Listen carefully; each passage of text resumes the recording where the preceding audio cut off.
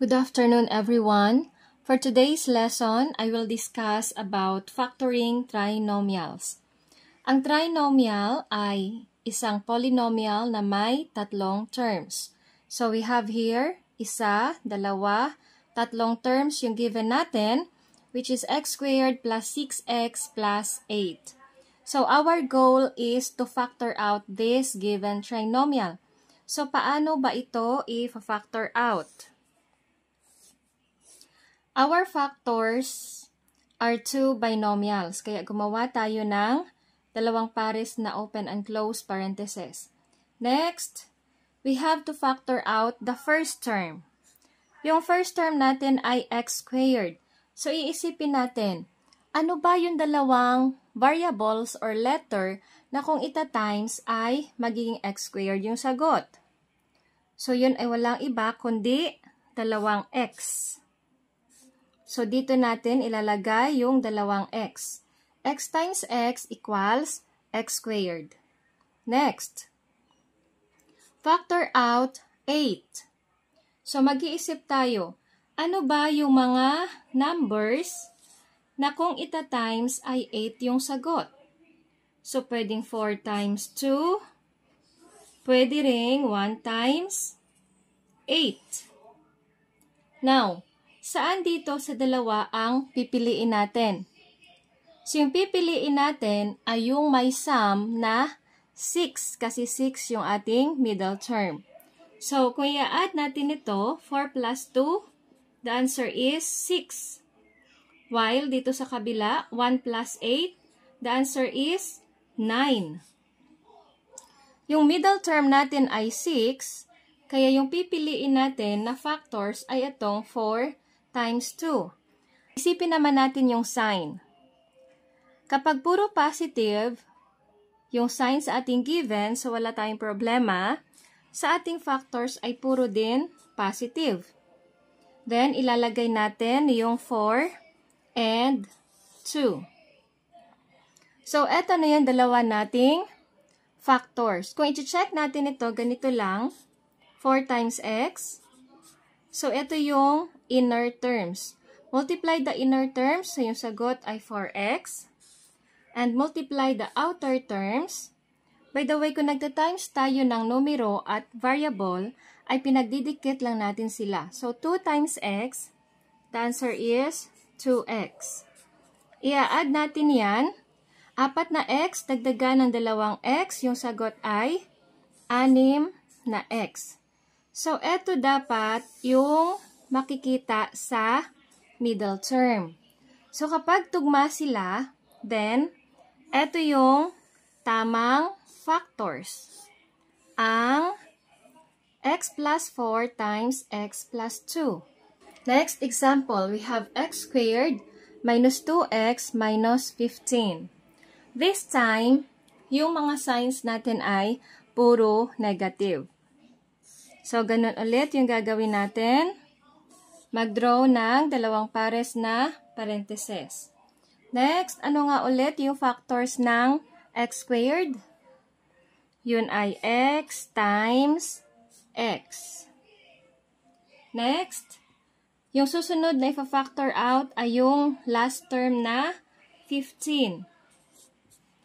Ano ba yung dalawang numbers na kapag i-times 15 yung sagot? So, kailangan memorize nyo ang multiplication table. Kasi hindi nyo ito maiintindihan kung sa multiplication table pa lang ay hindi na kayo marunong.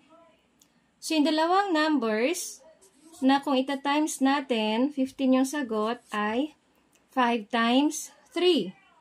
At yung isa pang pares ng numbers ay 15 times 1. Okay? Now, yung last term natin ay negative. So, sa rule na multiplication of integers, isang positive, pag ita-times sa negative, yung sagot ay negative. So, i-apply natin yun dito. Kung gagawin nating negative yung 5 at positive yung 3, so kung i-add natin sila, negative 5 plus 3, the answer is negative 2. At the same time, kung ita-times natin sila, negative 5 times positive 3, the answer is negative 15. So, eto yung pipiliin natin na factors. Hindi pwede yung 15 times 1. Kasi kung sa 15, for example, gawin natin negative yung 15 at positive yung 1, pag i-add natin sila, yung sagot ay negative 14. So, pagdating dito, pag may negative na sign, kailangan kabisado nyo rin yung rule sa operation of integers. Kasi mahirap talaga ito para sa inyo kung sa integers pa lang ay nalilito na kayo. Okay? So, prerequisite skills dito, dapat marunong ka mag-plus, minus, times, divide sa integers, both negative and positive integers. So, balik tayo dito.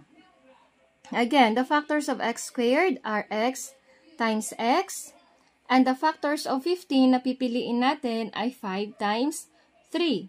So, gagawin natin negative yung 5 and positive yung 3. So, kung i-check natin, multiply the inner terms, negative 5 times x. Ipagdidikit lang natin yung 5 at saka x. Pero, syempre, don't forget the sign. Next, 3 times x. Pagdidikit lang natin. So, that is 3x. I-add natin itong dalawa. Numerical coefficient lang naman yung ating ina-add or minus, depende sa sign. Negative 5 plus 3. So, according sa rule of integers, pag addition, pag magkaiba yung sign, negative yung 5, positive yung 3, ima-minus natin sila. So, 5 minus 3, that is 2. Copy x. And follow the sign of the bigger number. So, yung ating sum dito ay negative 2x. So, tumugma ba sa middle term? Yes. Tugma siya sa middle term nga negative 2x. Therefore, eto yung tama nating factors. Hindi pwede na maging plus yung 5 at minus yung 3. Kasi kung plus yung 5, yung kalalabasan dito, magiging positive 2x yung sum. At hindi naman positive yung ating middle term. Kaya hindi pwede mag plus 5. Pwede magbaliktad itong dalawang factors. Pwede dito yung x plus 3. So, pwedeng ganito. X plus 3 and x minus 5. So, pwedeng magkabaliktad yung order nitong dalawa because of commutative property.